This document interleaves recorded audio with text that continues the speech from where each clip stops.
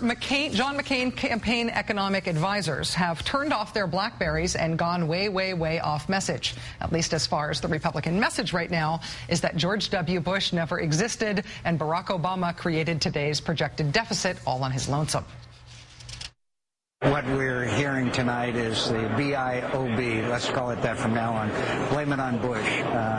Whatever has gone wrong, let's blame it on Bush. Will that new budget, like your old budget, triple the national debt and continue to take us down the path of increasing the cost of government to almost 25% of our economy? With a $1 trillion stimulus bill and the massive increases in optional spending, the administration, the Democrats in Congress simply spent too much and took us into record territory.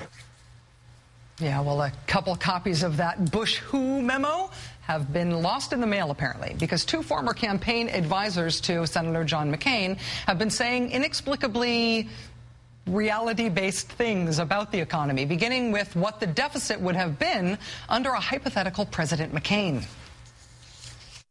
There probably wouldn't be a record deficit considering what we just talked about.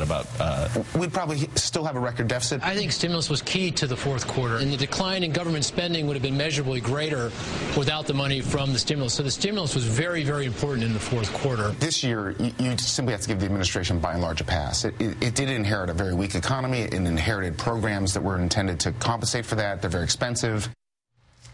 Pulling the economy back from the brink of extinction was expensive, it's true, although not as expensive as complete economic collapse, right? This far out from the campaign, we can all agree on that, right? Can't we?